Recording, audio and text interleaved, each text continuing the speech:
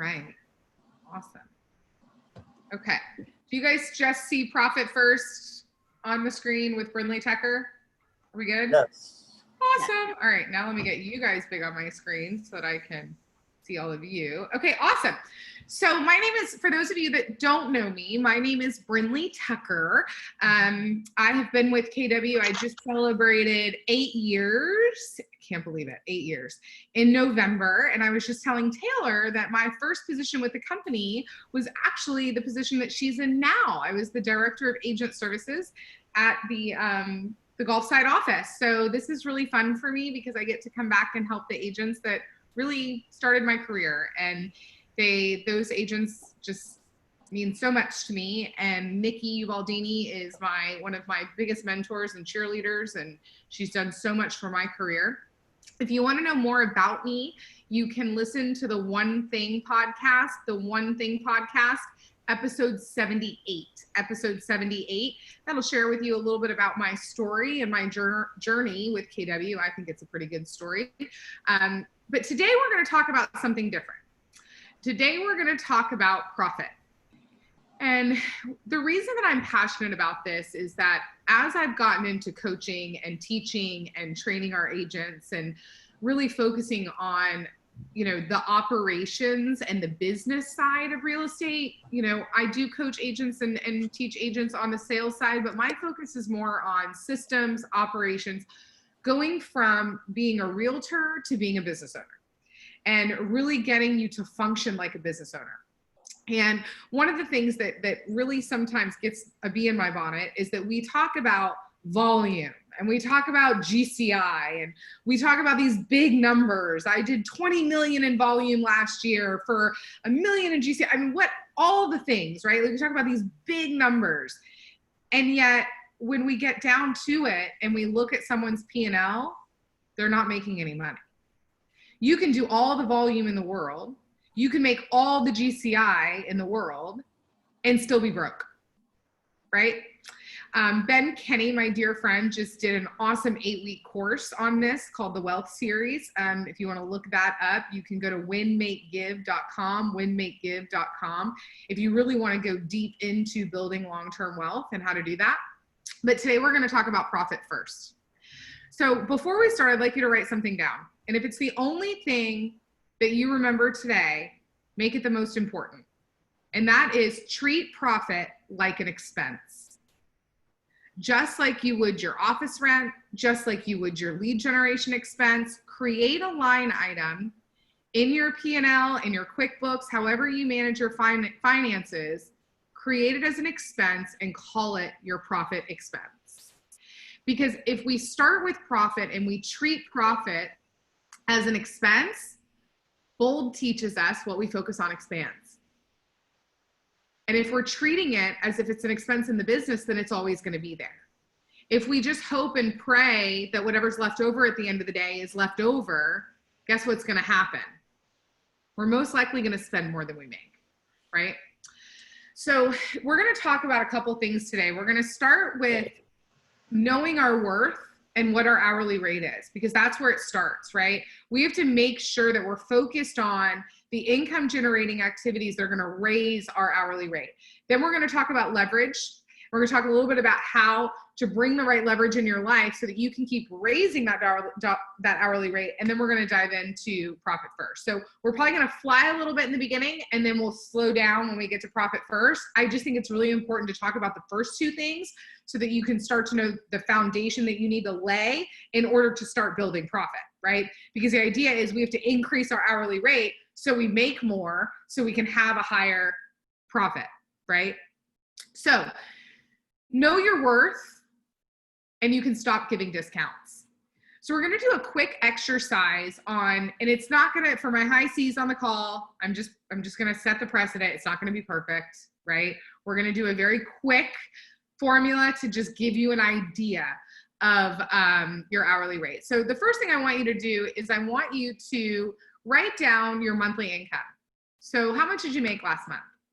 And I'm not talking about how much you got in gross and your commissions and all that. I'm talking about how much actually went into your bank account that you were able to spend. So write that number down. Then I would like you to write down the number of hours that you're working on average per week. Now, not the number of hours that you'd like to work, because most of us would like to work 35 to 40 hours, but most of us are not working 35 to 40 hours. We're working 60, 70. So write down the number of hours that you're actually averaging per week.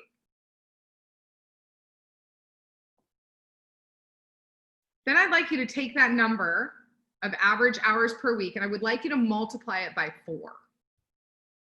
So that's going to give you how many hours you're working per month. So if you worked 50 hours per week, that's going to give you 200 hours per month. Then what I'd like you to do is I'd like you to take the amount from A. So let's say that A was $5,000 that goes into your account every month. And I'd like you to divide it by 200, or by the number of hours that you work per month. So if my monthly income was 5,000 and I divide it by what I got from C, which was my weekly hours times 4, I get $25 an hour. That's my hourly rate. Everybody following me here? Oh my God. Right? Right? Kind of Is it just painful for anybody else? Yeah. Oh God. Right? I just did the math twice on that. You have to do the math twice sometimes, right? Now, one of two things happened. Either you had the reaction that Anna did and kind of threw up your mouth a little bit because you're like, oh my gosh, I can't believe how cheap I am. Yeah. Or B, you're like, wow, man, I'm doing pretty good. Now, most of you probably fall into the category of A. And the reason is you don't know what's raising your hourly rate and you don't know what's lowering your hourly rate. So your homework, we're not going to do it on this call. Your homework, if you really want to dive into this, is if you want to do a deep dive, take a notebook and put it by your desk. And as you do things, write them down. And you'll start, and then once you've written down, let's say a day's worth or a week's worth, go by and say, okay, what can I pay someone to do that? So Anna, there's probably a lot of things that you're doing in your business that you could pay a VA or an assistant to do at a much lower. I have a VA, right? So it means I'm not leveraging her enough to get all this other stuff off of my plate for my, there it is. I don't even want to tell you what my hourly rate is because it's, yeah, right? So we have to really identify what's raising the hourly rate and what's lowering it. And I'll tell you that what's raising it are 5 things. Lead gen, lead follow-up, going on appointments, scripts and role play, negotiating contracts. Everything else that you're doing is lowering your hourly rate. So 2 of my mentors, indirect mentors that I follow are Bill Gates and Warren Buffett. They're pretty smart, right? They've kind of made a lot of money. And here are some things that they say about time. See, the thing that we all have in common with Bill and Warren is that we have the same 24 hours in a day. They cannot get more than 24 hours in a day, and we cannot get more than 24 hours in a day. The difference between Bill and Warren and the rest of the world usually is how we choose to spend those 24 hours. So I tell this story about Warren Buffett. Warren, besides being married to 2 women at one time, that's a really interesting Warren Buffett fact. You should look up that story. It's a pretty good story. And it's not weird. It actually makes total sense. But every morning he has a cup in his car. And his wife puts a certain amount of money in that cup. Based on the amount of money that's put in that cup, he knows what to order at McDonald's. And he goes to the McDonald's in Omaha, Nebraska every morning, and he drives through the drive-thru. And if he has $2.13 in the cup, that he knows he can order a bacon McMuffin with cheese. If he has $4 in the cup, he can order the pancake breakfast. If he only has $1.20, he gets a thing of sausage and a hash brown, right? He has gotten himself to the point where he doesn't even have to think about what to order for breakfast. That's how dialed in he is to where he's spending his time, because he even knows the minutes that it takes to think about what to order for breakfast are minutes that are being taken away from the rest of his time. So the difference between successful people and really successful people is that successful people say no to almost everything.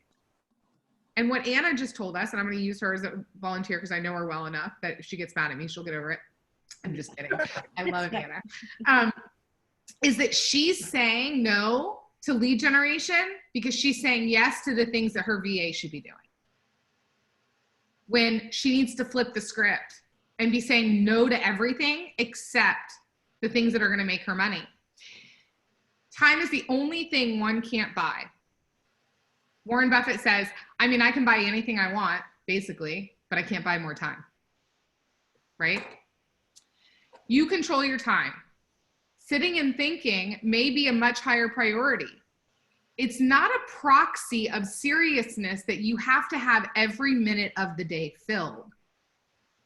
So my question to Anna would be, Anna, show me your calendar where you have time on your calendar where you sit down and focus on the business and ask yourself, where is my time going and what is raising my hourly rate or what is lowering? Sometimes we have to take the time to slow down in order to speed up. So I would like your challenge around time is I'd like you to start counting minutes instead of hours. Start asking yourself, what did I do with my minutes? And what did I say no to by saying yes to what I did within those minutes? When I started counting minutes, my whole world changed. The hours that ordinary people waste, extraordinary people leverage. So what is leverage? If you look up the definition of leverage, it actually says it's the definition is use to maximum advantage.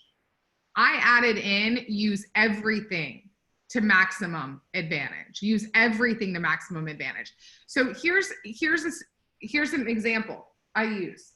I use two things. For my ladies, I use cleaning the house, and for my men, I use mowing the lawn. Because typically in America, I'm not being sexist, I'm just saying that's typically what, right, how the home chores are split up. Now, if you enjoy cleaning your house or you enjoy mowing your lawn, disregard everything I'm about to say. Like, if you really enjoy that, go ahead, do it. Most of us don't enjoy mowing the lawn in Florida in the midsummer, and most of us don't enjoy scrubbing toilets. Yet we do it because we have this false reality that it's cheaper if I do it myself than if I pay someone to do it. When the reality is that that's because we don't know what our hourly rate is, or we don't know what we want our hourly rate to be. Typically, a real estate agent does not get into real estate to make $25 an hour. They can go be an assistant and not have half the pressure and stress of owning their own business and working on commission for $25 an hour. The majority of us want to fall somewhere between the 150 to 200 or higher range. Now, let me ask you, can you find someone to clean your house for cheaper than $100 an hour? Yes. So you got to know your worth first. You know, Gary Keller and Ben Kinney, two guys that make a lot of money in our company, they don't even pump their own gas. They don't even spend minutes sitting at the gas tank because they know that they can pay an assistant $25 an hour to go pump their gas because it costs them $100 an hour. I think somebody did Gary Keller's hourly rate, and it was something like $140,000 an hour. Wow. Yeah. It puts things into perspective, right? So are you leveraging everything to the maximum that you can? And here's the thing, if you're not, then you don't have the leverage that you need. And so my next piece of homework for you is to go draw out your org chart. Right now in your business, you are the CEO, you are the listing agent, you are the buyer's agent. If you're a single agent, you're the buyer's agent, you're the listing manager, you're the TC, you're the marketing director, right? So go draw that out on an org chart and then put your face in each one of those boxes because you're wearing all the hats right now. Now, I will say, if you are not using an independent transaction coordinator, your next deals start. That is your first piece of leverage. And I promise you that by spending that $350 per transaction that you don't pay unless it closes anyway, and it comes right out of your check, I guarantee you will double that money and you will make more money by hiring that person. The average agent doubles or triples their business within 90 days by using an independent TC. So if you can't tell me that you can't afford leverage. You can afford $350 a transaction, right? Because think of all the hours it takes on average, anywhere from 12 to 24 hours to process a transaction from contract to close, depending on the transaction and depending on your experience. So if it takes 12 to 24 hours and it's $350, let's just go with 12 hours. Let's go conservative. That's $29 an hour. That's less than $100 an hour, isn't it? So is doing your own TC lowering your hourly rate and raising it? Hey, by the way, and I'm getting back into the TC business. Oh, really? Yeah, we'll be launching soon. We're probably going to start with Florida and Texas. So just a little side note there, because I'm going back to my roots. I used to be an independent TC in y'all's market center. So like, I'm like going back to my roots. So if you're not doing that, that's the cheapest part of leverage, right? People will say, I can't afford it. Well, you can't afford not to, right? You can't afford not to hire leverage. And it's, guys, I know it's scary. Trust me, I've done it myself. It is scary, but I guarantee you the minute that you do it, you will work harder to pay that bill. So you're automatically putting accountability in place and growing your, and increasing your productivity. So this is something interesting that I want you guys to focus on. The best leader is the one who has sense enough to pick good men to do what he wants done, and the self-restraint, this is the big part, to keep from meddling with them while they do it. So without calling out names, I can probably guess that somebody on this call has thought, well, I can just do it myself and it'll be done faster than taking the time to teach my leverage or my VA or my assistant what it takes to do it. Or they don't do it nearly as good as I do. That's our ego, right? Our ego is preventing us from being the best version of ourselves, and being the best version of ourselves is allowing other people to take the things that lower our hourly rate so that we can focus on the things that raise it, right? So everybody comes in, who's been in real estate? Anyone been in real estate less than a year? Less than 5 years?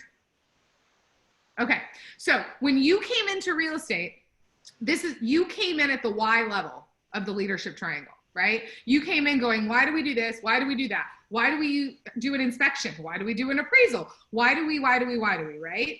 Trying to figure out why you do things so that you could learn how to do it, right? Once you knew how to do it, then you said, okay, what else can I do? So once you learned how to work with buyers, then you said, okay, if I don't have listings, they don't have anything to buy. So what can I go learn about listings, right? And so once you learn what to do, this is the big one. Now we want to move you from what more do I do to who's going to do it for me. So when you go through and start writing that list down of everything you're doing, at the end of the day, when you write down how long it took you, how much it cost you because you're doing it yourself, I want you to write down who could have done it for me. Who could have done it for me? There is not a single thing, and I'm going to go over your 80% here in a minute. There is not a single thing in your 80% that you cannot find someone to do, whether you hire them full time or you hire a third party. And you can call me if you need help finding that leverage, right? That's what's going to raise your hourly rate. So we want to identify the who. We want to constantly be asking ourselves, who can do this for me? And if you have a TC that is not handling everything from contract to close, find a new TC. Or have a fierce conversation. It's a business. Don't let them off the hook. Don't take the job back, because there's plenty of people that want your business. And you've got options in your area.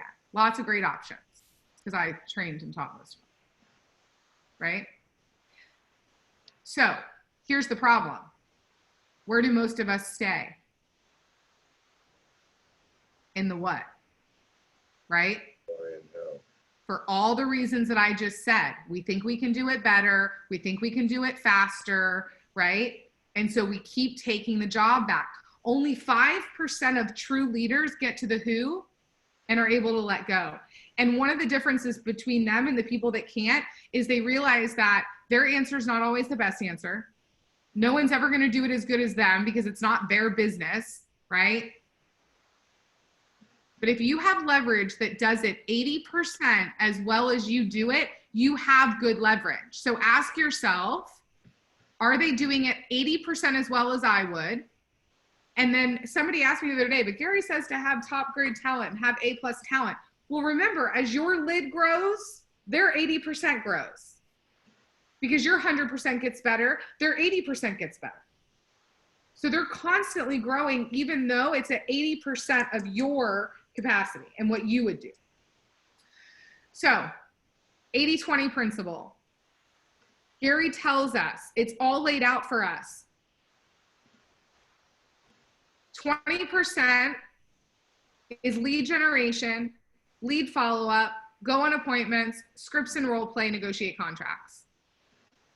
You should be doing those 5 things every day before you even touch the 80%, which is on the left-hand side, which is everything else, right?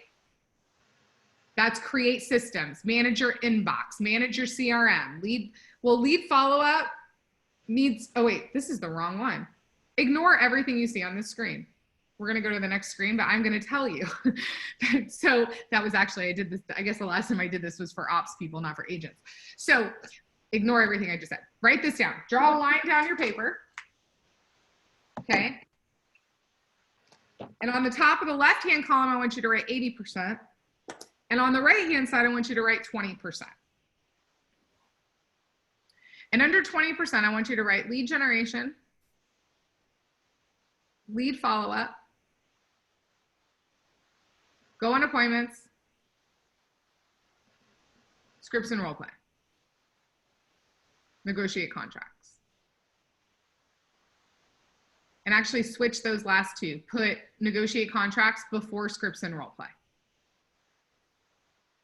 This is what Gary tells us are our income generating activities that need to be done before we do anything else. So now under 80%, I want you to write transaction management, listing management, inbox, CRM, some lead follow-up, right? But that's your 20%. Agent, I want you to write communication with vendors, communication with agents, managing social media, reviews and referrals, doing your finances, answering voicemails. Are you guys following me here? Notice how it's all that minutia. So now let's go back to that slide. When you bring on leverage, notice how your 80% became their 20%. Now they're helping with lead generation. Now they're helping with transaction coordination. Now they're helping with listing management. They're helping with marketing. They're coordinating your closings. They're doing your paperwork. Notice how now your 80% becomes their 20%. And then as they get into the role, their 80% starts to grow, right? Write this down. We never do our 20%, or we never do our 80% at the expense of our 20. We never do our 80% at the expense of our 20%. The 20% always comes first. So if I were to look at your calendar, first of all, I would ask you, if you had to show your calendar right now to Gary Keller, would you poop your pants or would you be excited? Right? Yeah, most of you are like, probably poop my pants. So time block is very simple, guys. Block the 5 things first: lead generation, lead follow-up, go on appointments, negotiate contract, scripts, and role play. Once you've booked that, then go back and put blocks in the morning and in the evening for your 80%. That's it. Keep it simple, because what we focus on expands. So now let's dive in to profit first. Now, some of you are like, okay, why'd you cover all that? The reason I covered all that is because it's important to know what our hourly rate is and put the leverage in our world to raise it so that we have profit. Because a financially healthy company is a result of a series of small financial wins. I had this epiphany the other day, this aha moment. Everything in building a business requires patience, which most of us don't have any of. I know I don't. And so what I've had to do is start to work on mastering patience. Because if I'm in this for the long game, it's all going to require patience. Making more money requires patience. Saving money requires patience. Leading people requires patience. You know, it all requires patience. So when we talk about profit first, what do we mean?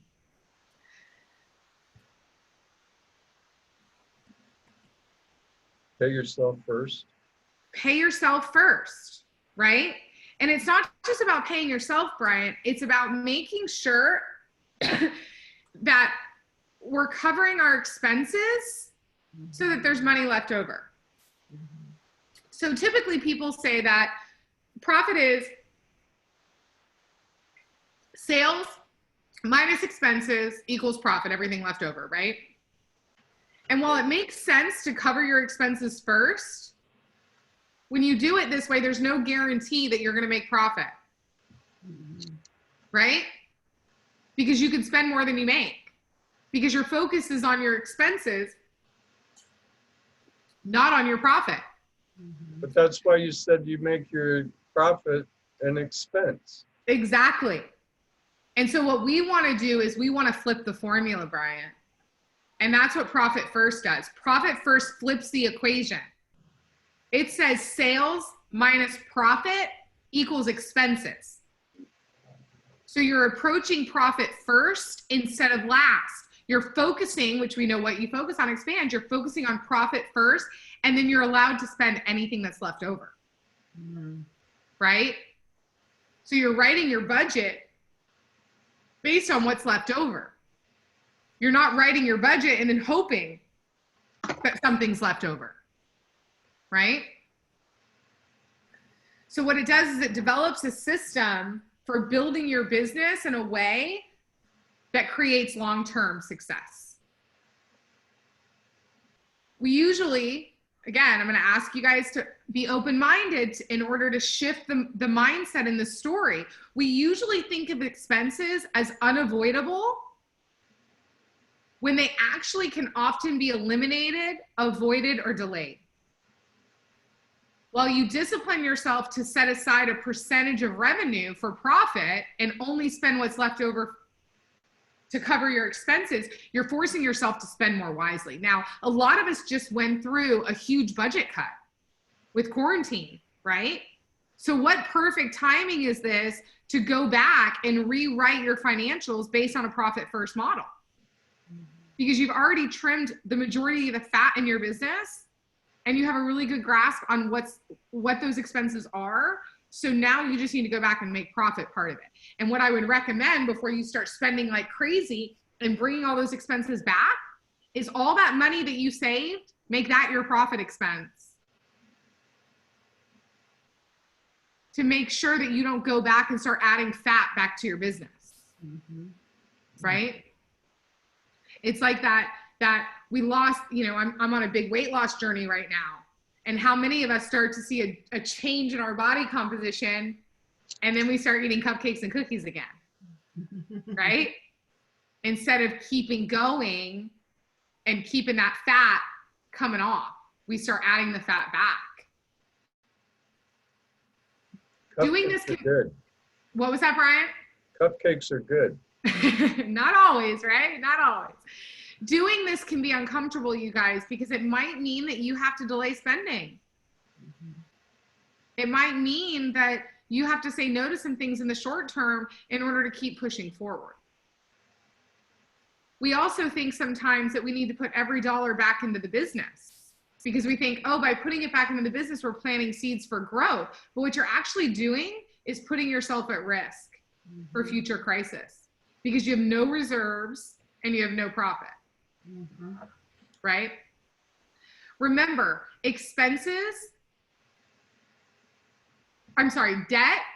debt is expenses you just haven't paid. And we're going to talk about that here in a minute, but write that down. Debt are expenses you just haven't paid. So they're still expenses. So what we want to do first is we want to create small spending buckets so that we can be real intentional and know where our money's going.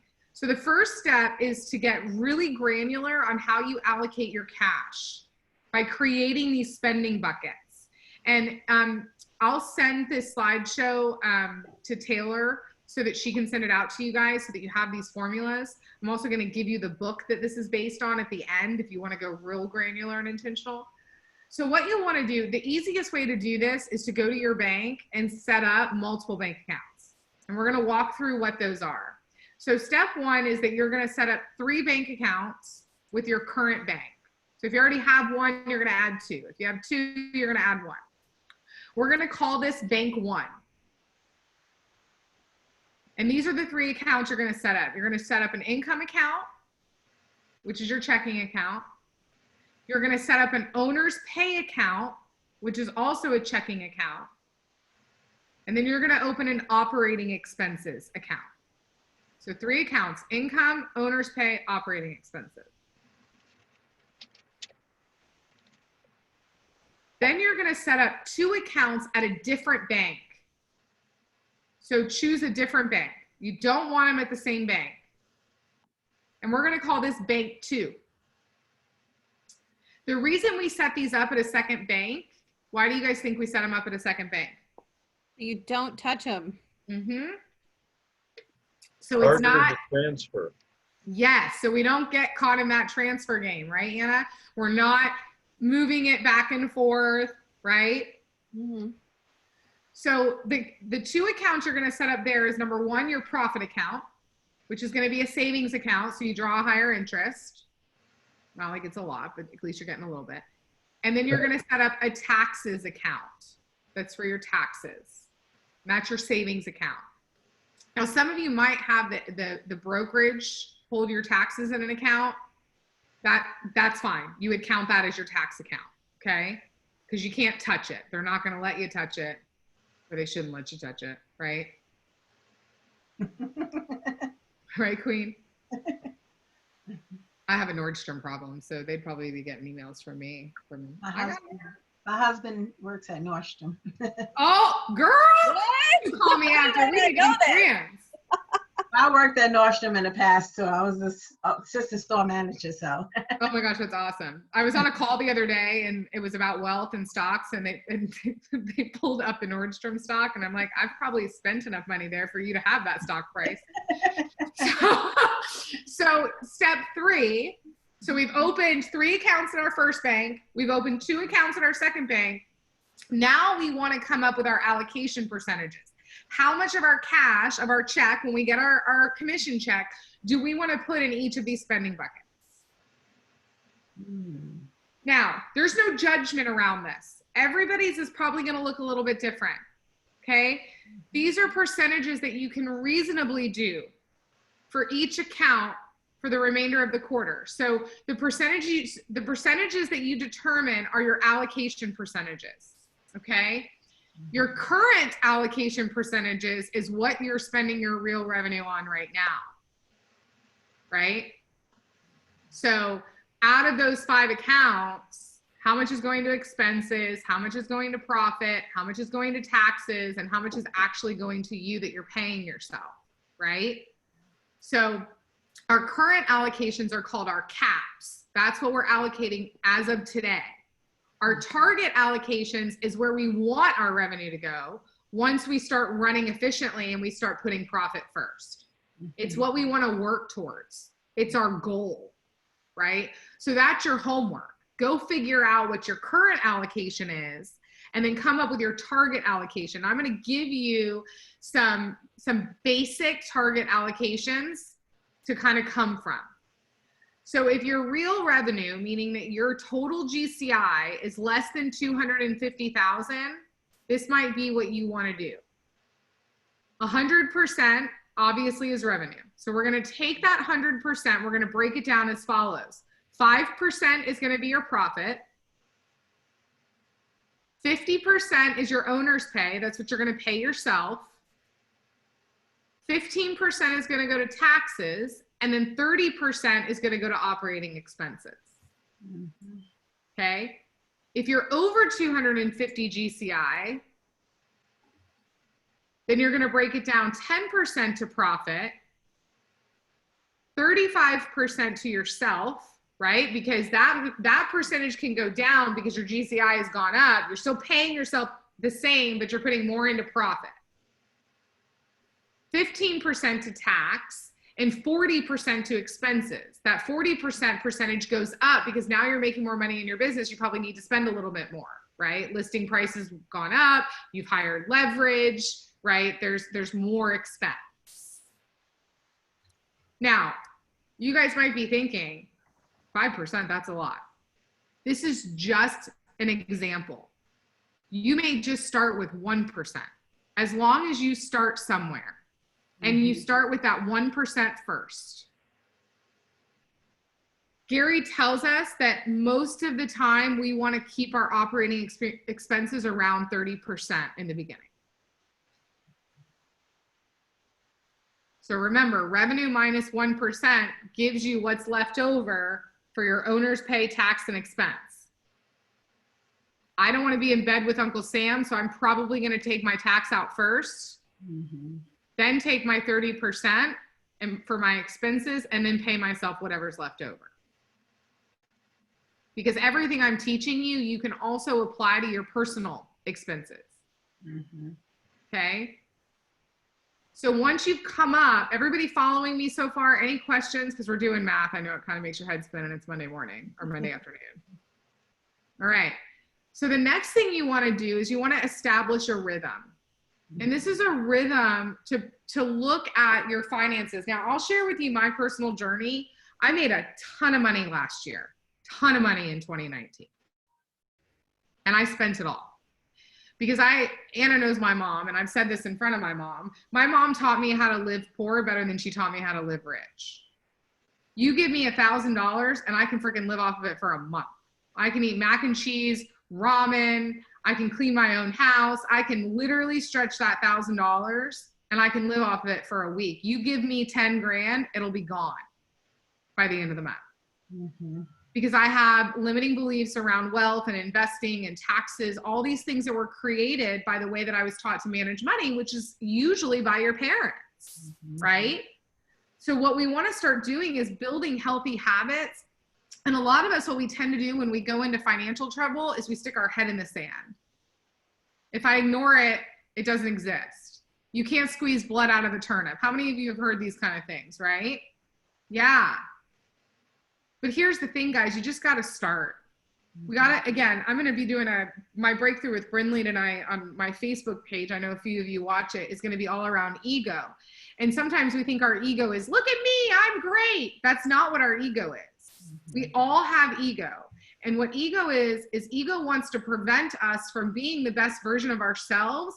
And so we allow our egos to get in the way. And we think, well, because I don't have any money, why do I have to do this? Well, you got to do this in order to get money. So what we want to do is establish a rhythm. So daily, all revenue from your sales goes into your income account in Bank One. So as soon as you get a check from the office, it's going to go into your income account. All revenue goes directly into your income account. Step 2, every day, whether it's the morning or you do it, I typically do mine first thing in the morning after I do my readings and my prayer because I'm already on my phone, and I just go right into my bank accounts and I look at them. It's just a quick glance, right? Maybe review what you spent the day before. Now, what this does is it allows you to just keep it in front of you and start to see the cash flow trends that you have in your business. How quickly did you just throw that $9.99 on? Or how quickly did you just purchase that thing because it was the shiny object right in front of you, right? This gives you an idea of where things stand in your accounts. So that's every day. On the 10th and the 25th of the month, so I want you to go to your time blocks and go to your calendar after this call and block time on the 10th and the 25th. And what you're going to do on these days is you're going to transfer all the funds that you've accumulated in the income account at Bank One to the other accounts based on the allocation percentages that we came up with. Does that make sense? Mm-hmm. So you're going to put, if we go back, you're going to take that income account and everything that's in it, you're going to put 5% in your profit account, 50% in your owner's account, 15% in your tax account, and 30% in your operating account. Mm-hmm. If your office is holding your tax, then you're just going to ignore that one. Okay? Everybody follow me here? Mm-hmm. So you're going to do that on the 10th and the 25th. Then what you're going to do is whatever you put in that owner's pay account, that 50% in the owner's pay account, you're going to pay yourself. Okay? So whether you do that through payroll, whether you transfer it to your personal account, you're going to pay yourself twice a month, right? To make sure there's always money in your personal accounts to cover your personal bills. Mm-hmm. And then you're going to pay your business a bill. The next thing, step 3, is you're going to go into that operating expenses, which you've saved 30% for, and you're going to pay your business bills out of that operating expense account. You follow me? If you spend it all on the 10th, you better spend no more money for the rest of the month because your expense money is gone. We do not dip into profit. You follow me? Because remember, it's revenue minus profit equals expenses. That's why it's last. Mm-hmm. So that's on the 10th and the 25th. Then once a quarter, every quarter, you're going to take 50% of the money from your profit account at Bank 2 as a profit distribution. So every quarter, you're going to take it for yourself. You don't put it back into the business unless you don't have 4 to 6 months reserves. You follow me? Mm-hmm. 4 to 6 months before you start taking profit distributions. So whatever that 30% amount is that you've determined are your expenses, you want to have 4 to 6 times that sitting in a savings account so that if COVID 50 happens in 2025, you can survive again if you don't have business for 3 months. And that 4 to 6 months, guys, is based on what you're comfortable with. Mm-hmm. Some people are comfortable with 4 months. Some people are comfortable with 6. If you have kids, you might want 6, right? I'm a single female. I'm probably going to do more like 4. Okay. Once you have that reserve account built, then every quarter you're going to take that profit as a distribution. Every quarter you're going to pay your quarterly taxes out of your tax account. Okay. Mm-hmm. Step 3, every quarter you're going to meet with your accountant and adjust the allocation percentages for your profit, tax, owner's pay, operating to maximize your financial health. So the first couple of quarters you might do this, these numbers might change. So what we're saying is every quarter go back and evaluate those allocation percentages. Are you guys following me? Mm-hmm. If you don't have a good accountant in your area, write this name down. Todd Unbehagen. Does anybody use Todd? Todd is an accountant in Tarpon Springs. He's freaking amazing. They've come to the office. He works with a lot of realtors. You pay him a certain amount, couple $100 a month, and they do your P&L. They do all your expenses. They do your taxes. That is an investment in your business. That right there will make you a true business owner because now you have someone else holding your financial health accountable. And tell him I sent you. Okay? He's a really great guy, good guy. And he'll meet with you every quarter. I do tax calls with him every quarter so that we can plan out and I know what to expect, because I do not want to be in bed with the government. Mm-hmm. Okay. So that's every quarter. Every year, you're going to review your financials with your accountant. You're going to go over what happened this year and you're going to plan for the next year. And we didn't talk about this, but the last account that you want to set up is your vault account. This is kind of profit first advance. Yeah. Once you've worked out and you start building profit, now you want to start building long-term wealth. And that's a whole nother series of classes, right? And so at the end of the year, you want to take the money in your profit account and start putting it into your vault account, which is where your retirement accounts are, your capital purchase. You and your accountant or your financial planner determine that together, Mm-hmm. what your investment and long-term wealth strategies are going to be, because you want to start building for retirement. Okay. Before I go into some frequently asked questions, does anybody have questions in our last few minutes together? Not a question, but just something to kind of reiterate a point. So when Nikki Ubaldini brought Mike Michalowicz, the owner of Profit First, to the October Mastermind, last year I bought the book and read it beforehand, and it was phenomenal. Yeah. So if you haven't read the actual in-depth book, this is, I think, a really great snippet of what that book is. And it gets you to think differently about your business and the way that it's run, and getting you to think like a CEO of your business. And so now before I go to make a purchase, I'll say, okay, I have the money to do this. If I didn't have the money, what would be the cheaper or free option to do so? And that's totally changed my business. Because I was like you last year, Brindley, I made some money last year, like actual money. I'm like, oh my gosh, this is great. I'm a rock star. And I get my 1099 at the end of the year, and I look at my bank account and I go, what gives? What happened?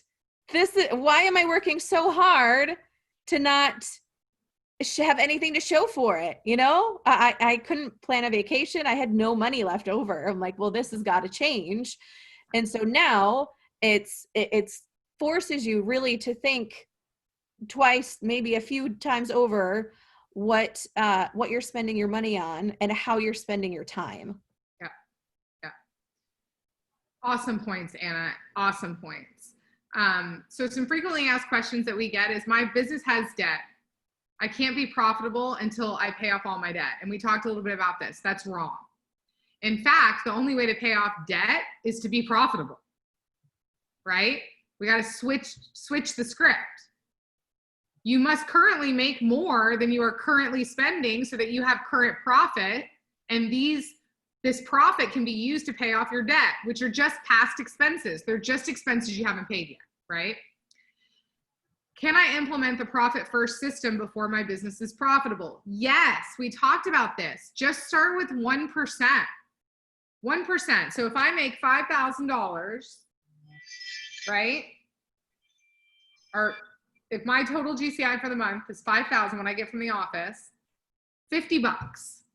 Can everybody afford to put $50 into a profit account? That's a night out. That's one meal, right? So don't go to freaking Outback for a night. Over time, if you put in compound interest, right? If I were to go to a compound interest calculator, which is fascinating, put in how much that $50 would be worth in 10 years. I think you'd be very surprised by the number. Next, since the profit, owner's pay, and tax accounts are all for me, right? They're all coming to me, the owner of the business.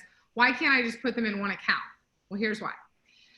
While the money allocated to these accounts do benefit you as the owner, the use of the money is unique. It's distinct, okay? The owner's pay is your salary, which is a regular distribution. You should be paying yourself every 2 weeks, just as if you worked for a business, because you do work for the business. Remember, you wear all those hats, so you deserve to be paid. The profit account is used quarterly. Remember, we only pay those profit bonuses out once we've paid our taxes every quarter, right? So this is also your rainy day fund. Remember, we talked about building those reserves. So we have to know how much is in there so we know how much we can build towards our reserves, and then how much we get to take and start investing. The tax account is used to pay your taxes, your corporate taxes, your quarterlies, right? So it's very important that we keep them separate so that you can instantly tell how much money is in each, and you know you're allocating enough to cover it all. I take a salary from payroll. Do I still need an owner's pay account? Yes. So just transfer the owner's pay to the payroll account when the pay comes. Okay? So when the revenue comes in, you're going to transfer the money to the payroll account, and then you're going to pay yourself out of the payroll account. Again, this keeps your allocations in check and make sure that you know how much money you're allocating. Okay? Last one. I take my owner pay and distributions. Do I still need a separate profit and separate owner's pay account since they all flow to me? Yes. You want to keep 2 accounts. The owner's pay, remember, is distributed twice a month on the 10th and the 25th, right? We only take profit, we only pay ourselves twice a month. And this will show you that it's acting like payroll. And that's what you're going to use to pay your expenses at home. You shouldn't be spending more than you make at home. So all of your expenses at home should be covered by your owner's pay, so that your profit is solely going to building your business reserves and investing for long-term wealth. You want to increase your owner's pay, go higher leverage and make more money, right? We've got to flip the mindset here. Not all money flows out of one account into the next. That's what gets us into trouble. Been there. In bed with the government. Don't ever want to be in bed again because I didn't properly plan, right? I don't want that. Then on a quarterly basis is when you do profit, which is acting like a bonus to you. The profit is a bonus, right? To use for investing, buying Christmas presents, whatever you want. Everybody understand that? So this isn't the time to get lazy or to start pinching pennies and say, well, I don't want to pay the monthly fee on the account. Trust me, you'll more than cover those monthly fees, or there's a lot of banks that when you open new accounts, you don't pay the fees. Okay? Shop around. So Anna mentioned the book. If you want further study, you can read the book, which is Profit First, or you can go to the author's website, which is mikemcculowicz.com. And if you go to the resources page, he has a lot of resources around this, a lot of spreadsheets, white papers. Like if you really want to dig deep into it, if it were me, and I just heard this for the first time, I would first go block on my calendar the rhythm. When I'm going to look at it every day, when I'm going to look at it every quarter, and when I'm going to look at it every year. And then I would go come up and I would evaluate, I would go open my bank accounts so I have them, right? Go do that before the end of the week, set a goal. Before the end of the week, I'm going to go open my 5 accounts at 2 different banks. And then my third goal would be to figure out my allocation percentages, right? So if you in the next 2 weeks could time block your time to focus on this, set up your accounts and determine your allocation percentages, you'd be ready for July 1st, right? Which is the beginning of a new quarter, right? That's Q3 is starting. And you could start implementing Profit First come July 1st. And you would be starting with a fresh quarter, a fresh month, perfect time to start. Because remember, guys, if you don't put it under contract by September, it's not going to count towards this year. Most likely it's going to close, right, next year. So really you have till September, October to put things under contract. So if you start looking at this now, then you can start planning for the rest of the year. And then come September, October, you can start doing your GPS, right, for the following year. Maybe I'll come back and teach that class in September, October, and I'll check in with you guys and see how your Profit First is going. I would suggest, and Anna, maybe this would be something great for you. I'm going to stop share now to start. And I told you guys I'd get you out of here early. I lied. Sorry. You can hate me. I would, maybe you guys start a private Facebook group for Golf Side that's all Profit First and get vulnerable with each other. right? And share with each other, hold each other accountable. 80% of this is accountability, hands down. 10% of it is your goals that you set. 10% of it is the plan that I just outlined for you, and 80% of it is going to be accountability. So you've really got to ask yourself, who's going to hold me accountable to this? And money's the first thing we hide from, right?